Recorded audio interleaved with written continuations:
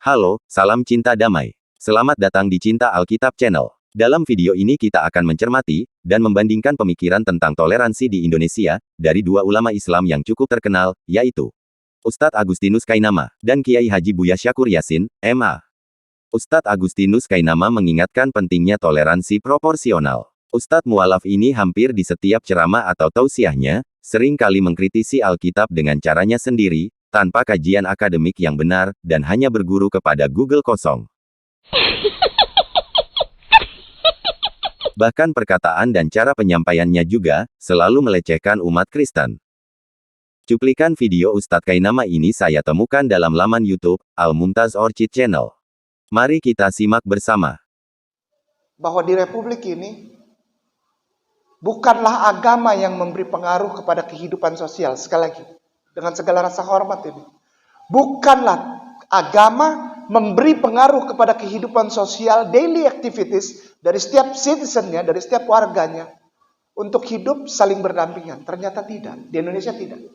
Justru ada satu kekuatan yang tak nampak yang mempengaruhi Ustadz Kainama agama. menegaskan pentingnya toleransi Sekali lagi, yang ada proporsional. kekuatan yang tak nampak yang mempengaruhi agama. Sehingga para penganut agama itu, sekali lagi, para penganut agama itu bukanlah menjadikan agama sebagai titik tolak hubungan antar individu, tapi hubungan antar individu itu yang mempengaruhi agama.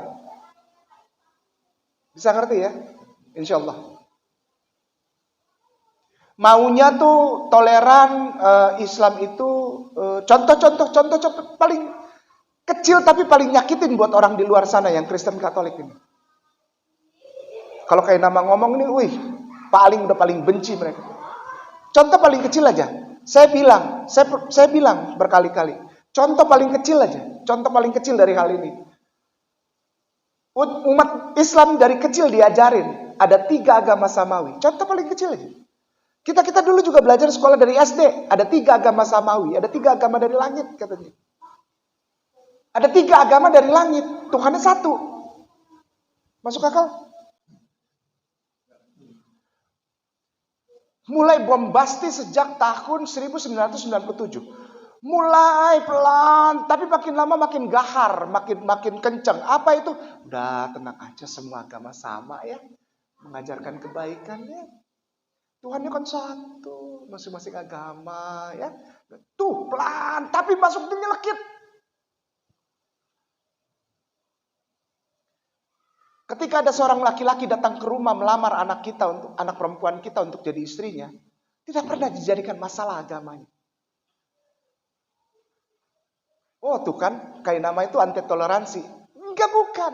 Menempatkan kata toleransi ini sudah bukan pada proporsinya gitu loh Tuan Guru. Udah kita kayak disetir gitu. We are playing under their rules gitu. Jadi kita lagi ibarat main bola, tapi yang kasih peraturan tuh mereka gitu. Dan orang Islam menikmati hal itu. Sampai ada begitu banyak di TV orang-orang Islam yang punya jabatan tinggi, popularitas tinggi, berani tunjuk-tunjuk Habibunda. Come on, wake up. Habibunda aja digituin slow aja, santuy. 6 orang bos ditembak bos, santuy nggak ada masalah. Tapi 1 orang digebukin aja, ditampol. Ramenya minta ampun. Karena apa? Karena Islam sekarang ini sudah di rules. Dan orang Islam menikmati kawan. Ustazi. Menikmati santuy. Santuy aja. Udahlah biasa aja. Jangan terlalu keras kayak nama itu. Udahlah kayak nama. Kita kan ini Republik Indonesia saling toleran. Yang dipakai toleran aja. Padahal mereka gak pernah tahu arti toleran dan secara apa ya. Proporsionalnya tuh udah gak ada. Berpuasa, selamat melaksanakan ibadah puasa. Hormatilah yang tidak berpuasa. Ini otaknya bener nggak punya tulisan begini gitu? Tapi semua menikmati kan. Sampai ditulis gede-gede lem gambreng tuh banyak banget bannernya tuh di Tangsel. Kemarin saya Tangsel sempat. Hormatilah yang tidak berpuasa.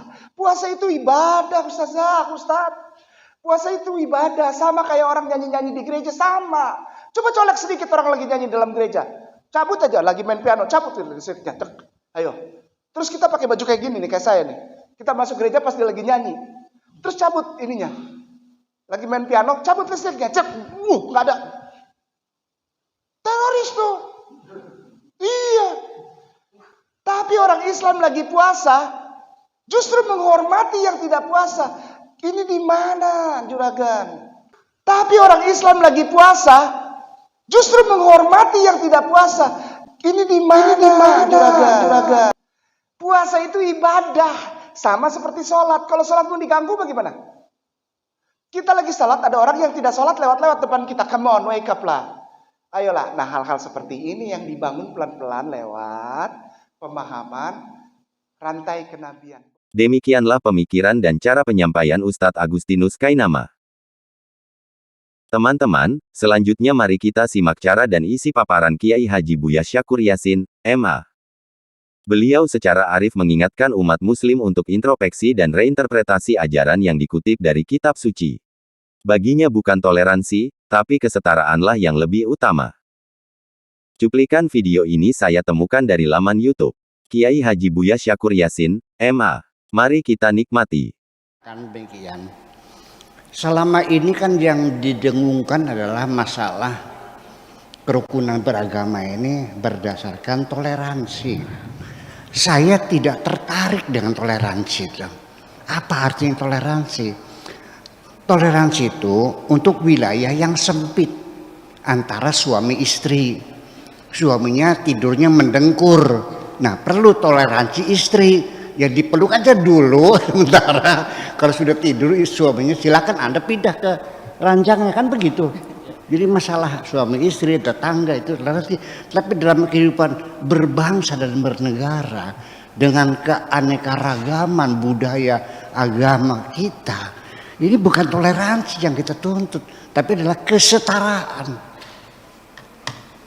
Ya, setuju nggak? Ini persoalannya. Sebab toleransi itu hanya menyembunyikan kebencian kok. Dan terjadinya melalui bargaining, tawar-menawar.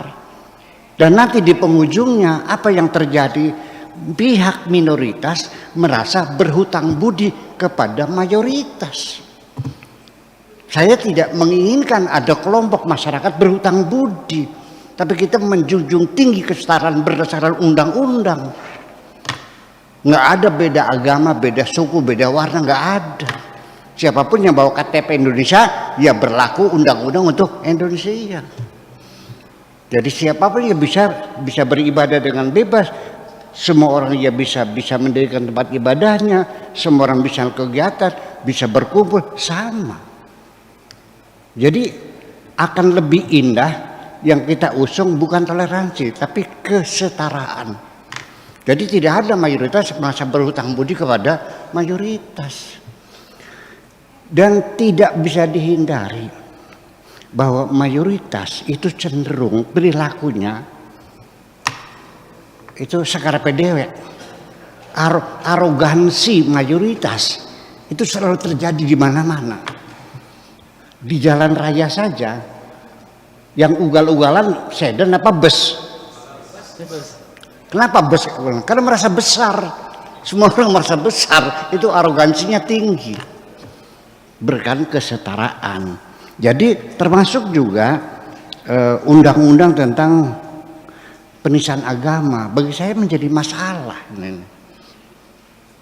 Jadi ini penistaan agama ini jangan-jangan ini alat bagi mayoritas untuk menekan minoritas sebetulnya. Bisa terjadi nggak Pak Armando? Undang-undang iya alat yang dipakai oleh mayoritas untuk menekan kelompok minoritas dan tidak seimbang akhirnya. Kalau iya kan seperti itu. Kemudian juga ini gara-gara umat Islam meyakini Islam sudah sempurna, itulah yang menyebabkan umat Islam sekarang sudah tidak lagi berpikir. Karena sudah sempurna, selesai. Pak Tato, ketika Anda sudah merasa kaya, masih rajin usaha enggak? Enggak. Kalau Anda sudah merasa pinter, masih belajar enggak? Enggak. Nah, umat Islam karena melihat agamanya sudah sempurna, berdasarkan firman Tuhan, al-yawma akmaltu lakum dinakum wa atmamtu alaikum ni'mati wa raditu lakumul Islam madina, yang semacam itu berakibat umat Islam merasa sudah tidak perlukan revisi, tidak perlu penyempurnaan, tidak perlu pembekuan ayat-ayat karena sudah sempurna. Malah tidak boleh, harus diimplementasikan secara letterlek apa adanya. Ancamannya, kalau orang membuat undang-undang bertentangan dengan hukum Tuhan, maka dia disebut orang kafir. Wa man lam yahkum bima anzalallah fa ulaika humul, nah, saksinya apa semua kan? Ada lagi wa man lam yahkum bima anzalallah fa ulaika zalimun, betul? Ada lagi wa man lam yahkum bima anzalallah fa ulaika humul fasiqun, fasik, zalim, kafir. Sehingga apa yang terjadi, saudara-saudara sekalian, ketika kerajaan Saudi mengeluarkan undang-undang anti perbudakan, itu pun bukan kesadarannya Saudi memberi perbudakan, bukan, tapi karena dipaksa oleh Amerika. Kalau tidak dibebaskan perbudakan dari Saudi, Amerika tidak akan membantu Saudi baik ekonomi maupun persenjataan. Akhirnya keluarlah undang-undang larangan perbudakan. Itu didemo oleh para ulamanya tuh, dengan alasan bagaimana raja melarang perbudakan, Islam tidak melarang kok. Oh jadi begitu. Jadi menurut Tuhanmu manusia itu boleh dijual, manusia boleh dibeli, boleh beli perempuan, ya boleh beli perempuan. Wa in khiftum alla ta'dilu fawahidatan aw ma malakat aymanukum. Kalau kamu tidak mampu kawin dengan perempuan merdeka, 4 nggak kuat, ya 1 saja. Kalau nggak bisa, udah beli budak saja. Apa benar Tuhanmu memperbolehkan kamu beli budak perempuan, lalu kamu pakai, lalu kamu jual lagi, tukar tambah dengan yang lain? Apakah Tuhanmu seperti itu? Di Indonesia juga, Bapak Ade Armando, ketika pemerintah Indonesia membuat undang-undang pernikahan, iya kan, atau undang-undang perkawinan, di situ melarang adanya pemaksaan nikah.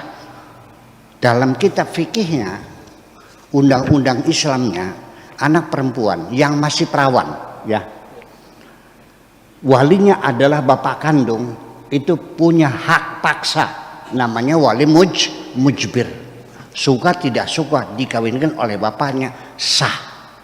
Oleh negara dilarang, didemo kok oleh para kiainya. Bagaimana Pak Harto bisa melarang sesuatu yang tidak dilarang Tuhan? Oh jadi perempuan itu manusia bukan sih? Kayak kambing aja dipaksa kawin. Ya seperti itu. Kenapa manusia mereka terjebak semacam itu? Karena mereka meyakini Islam sudah sempurna. Padahal kalimat sempurna yang mereka yakini itu dari salah tafsir juga. Al-yawma akmaltu itu artinya hari ini kusempurnakan. Terjemahnya bukan kusempurnakan, hari ini kucukupkan. Sudah cukup. Iya kan? Nah, mereka bukti bahwa Islam sebagai sempurna, setelah sempurna, maka setelah Nabi Muhammad tidak akan ada nabi yang lain. Khotamul anbiya wal mursalin, penutup para nabi dan rasul. Karena Islam sudah sempurna, maka inilah nabi terakhir. Setelah itu tidak ada nabi lagi. La nabiyya ba'dah. Oke? Saya jelaskan. Setelah Nabi Muhammad tidak ada lagi nabi, betul. Saya juga meyakini, tapi bukan kesempurnaan, bukan ditutupnya kenabian disebabkan sudah sempurna. Tutupnya kenabian itu adalah usia manusia sudah saatnya disapih. Kalau anak kecil disapih berapa tahun? 2 tahun. Manusia juga ketika sudah saat zaman Nabi Muhammad itu Allah melihat manusia sudah saatnya disapi, tidak perlu menyusu wahyu terus-menerus dari langit. Pakai otak dong sekarang waktunya. Jangan menunggu wahyu terus. Udah selesai itu mah. Itu maksudnya Khatamul Anbiya wal Mursalin itu bukan sudah sempurna, tapi kedepannya silakan menggunakan akal pikiranmu. Jangan bergantung minta disusuin dari langit terus. Sampai kapan nantinya? Betul nggak? Nah itulah makanya kita kembali lagi bahwa Nabi terakhir bukan sebagai bukti kesempurnaan Islam, tetapi sebagai cara Allah menyapih manusia bahwa setelah ini jangan berharap akan kami susui lagi dengan wahyu dari langit. Silakan ke depan berpikir dengan otakmu. Terima kasih. Bagaimana teman-teman, kita sudah melihat dan mencermati siapakah ulama yang sesungguhnya. Ulama yang menjiwai Islam yang rahmatan lil alamin.